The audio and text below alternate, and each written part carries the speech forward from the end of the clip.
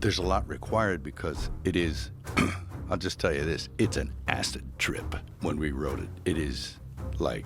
Mel Gibson sat down with Joe Rogan and gave an update on the Passion of the Christ Part 2. I'm not sure if he's just going to call it the Resurrection. So when you're making this resurrection movie now, you also have this obligation. There's this, you're doing a very similar thing that you were... Why is he breathing?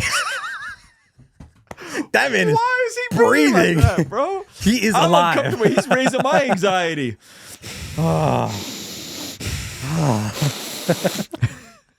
Imagine you're just talking. I'm like, with the Passion of the Christ, where this is a profound story. Yes. When you put something like that together, how do you choose who's going to be the next Jesus? You use him again. Caviezel. Yeah. I know, it's 20 years later. That's dope. I wonder how he's aged. is it Jim Caviezel? Yeah. He said he used Caviezel.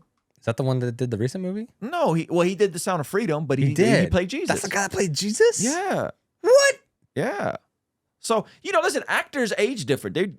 Most actors really take care of themselves. Yeah. Like Jonathan Rumi? Jonathan Rumi's... He's been... don't say his age, but, No, but he's been playing someone in between 30 and 33 for the past 6 years. Yeah. Yeah. And then he played Lonnie Frisbee, who's in his 20s, in the Jesus Revolution. Wow. And I'm not, Not believable. I don't want to put his age out there, but folks can verify, but, It's 20 years later, but it's... Yeah, but it's the right guy. Yeah, but it's supposed to be 3 days later, but he got 20 years older.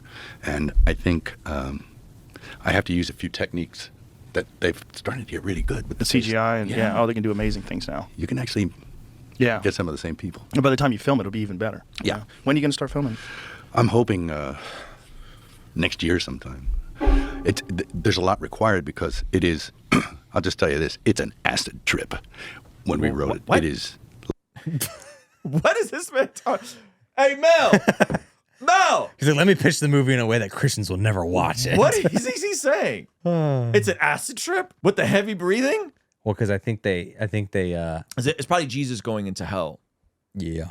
Why can't we just get like a nice act story? Like Jesus resurrects, Nah. hangs out for 40 days. That's what- 500 people see him. He's making them breakfast, making them fish tacos with eggs. I want that resurrection movie. Right? That's the Dallas Jenkins comes. version. That's the Dallas Jenkins one. That's Yeah. right. I've never read anything like it. And my brother and I and Randall all sort of congregated on this. So there's some good heads put together, but there's some crazy stuff. And I think in order to really tell the story properly, you have to start with the fall of the angels, right? Yeah. Which is you're in another place. You're in another realm. Oh, yeah. Yeah, You know, they're you need to- taking us to hell. Yeah, they're taking us to hell. This is interesting. Yeah, it's gonna be super cool or super cringe. I don't think Mel, understanding what he did with the first one and understanding him as a creative, I don't think there's going to be the room for cringe. I think critics will not like it. I think it would have to be close to like a horror movie, those scenes. Oh, yeah. They'd have to be Well, the first one was rated R and was like a horror movie. I think it has to be super like scary. Yeah. But if it's like there's a gargoyle and it's like, hello, welcome to hell. No, I bet you, have you seen the Stranger Things?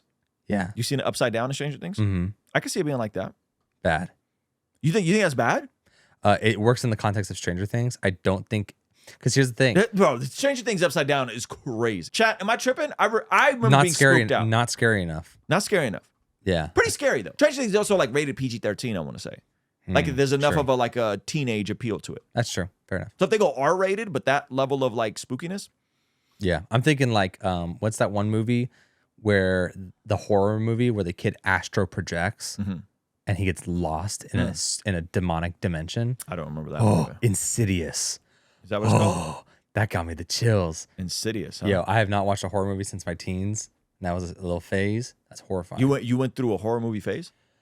My friends did. I went through. And I went along. I went through a Saw phase. Saw is scary. All the Saws. Yeah, those are scary. But I could never just get into horror movies in and of themselves. Yeah, there was my friends went through a horror movie phase. I went along with them. We're all church kids, and there was one movie we couldn't finish, and it was we started it, and I was like, nah. We should play some Madden. We should play some Madden. It was exactly what This happened. is lame, dog. Throwing that 2K. We're like, no, this is super demonic. This is probably Oh, real. you guys, okay, good. Yeah, like this was a little much. Good, praise God. Yeah, a little charismatic came out. Yep. All right. I'm excited to bring you guys our very first 3-day conference called the Bless God Summit, happening March 27th, 28th, 29th in Southern California. And at this conference, we'll have your very own Preston Perry. Me as an evangelist, I've made it up in my mind that I'm not going to leave people with an excuse not to serve Jesus. Dr. Sean McDowell. If there's one thing Christians should care about, it's truth. Our vision with this conference is to equip, empower, and inspire people to do the work of the ministry that God has for them in this time. And at this conference, we'll have your very own Alan Parr and his wife, Jim Parr.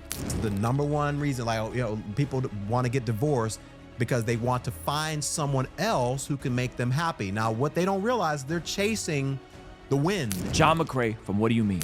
What you may be shocked, or you may not be shocked to know, is that the majority of Christians in America, they don't know how to articulate the message of the gospel to non-believers. Lila Rose.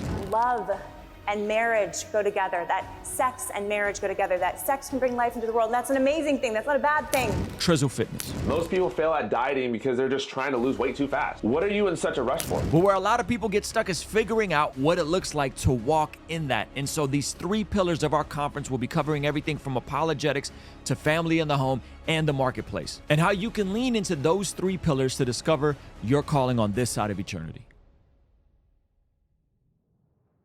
Go to hell. You need to go to Sheol.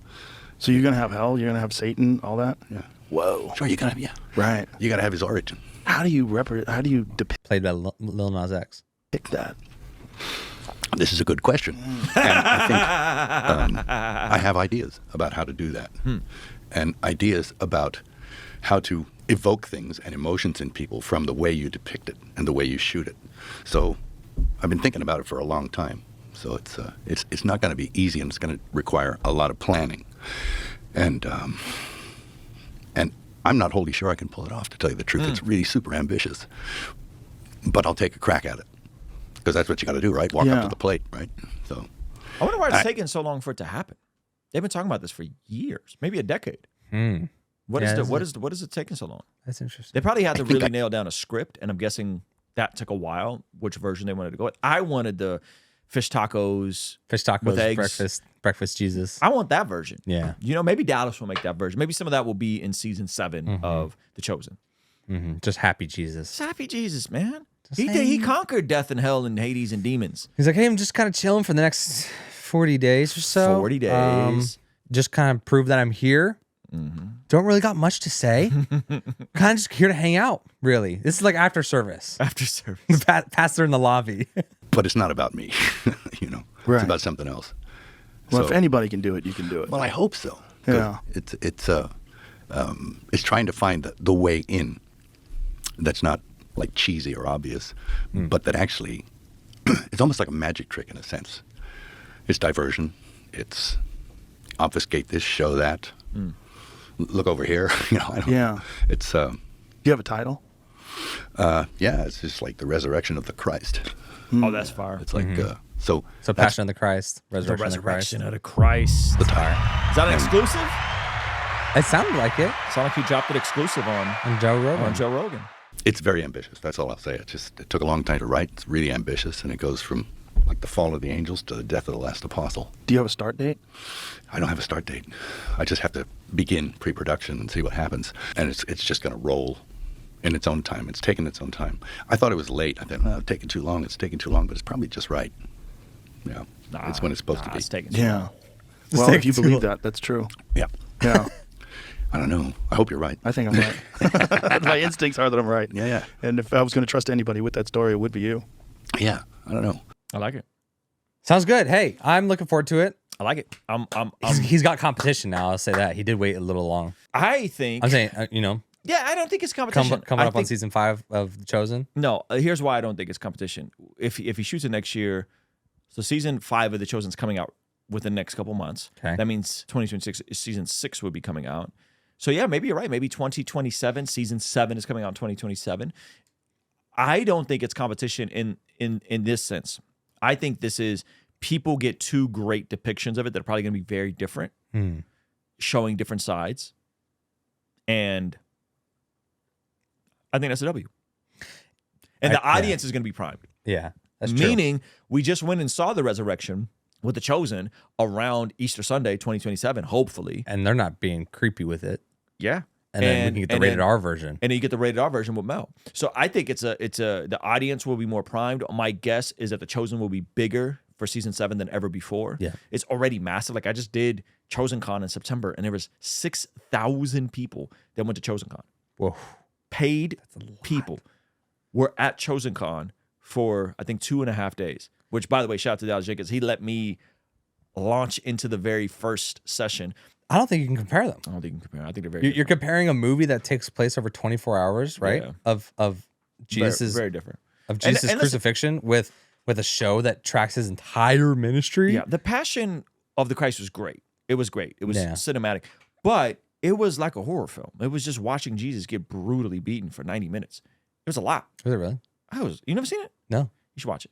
We should watch it together. Chris's house at his little movie theater. I don't know if I could watch it again. I watched it like 2 or 3 times. and What's it's the brutal. appeal to it? No one pitched me on the appeal of the Passion of the Christ. It's a very, up to that point, there hadn't been such an artistic execution of like no pun intended cinematic quality of any Christian movie. There's been Christian movies before that, but not at that scale where they were that good. So it was just cinematic. It was just dying for 90 minutes for cinematically. Amazingly shot. Is it a great story though? The story is interesting in that it's all in Aramaic with subtitles. Wow, you're really losing me. Yeah, Aramaic. And the brutality of it, if you were into, it's hard to watch, but then it's kind of hard to look away, if that makes sense. And you know how it's going to end, but it's still very jarring. It's very jarring. That's interesting. You've never seen it. Yeah, I've seen it a couple times, and it's not something that I would like want to see. You will cry. We should do something. You'd be surprised. We should do a Patreon episode. Just reacting to the Passion. Just watching the Passion. You guys for interested the first time in that? with Zach. Y'all interested? That actually sounds horrifying. It is horrifying. I just don't know. Like, I get so little movies that I watch now, and when I watch a movie, I want it to be good. It's good. And it is good. It is undeniably a good movie. It's never been mentioned like, wow, what a great structure and story. Yeah, maybe. I don't know. People are just like, wow, it's so brutal. That's what they say. Just so brutal. It was that. That's like watching an action movie and being like, there's so much action. And it's like, yeah, it's freaking a movie about Jesus dying in live action. Of course, it's going to be brutal. I think we should watch it together. That'd be fun. I think Patreon so. watch party. Patreon watch party. Patreon watch party. Okay. Hey, thank you so much for checking out the video. Please be sure to comment below and subscribe and all that good stuff. And check out this other video that YouTube seems to be recommending just for you. Let me know if they nailed it. All right? I'll see you over there. Peace.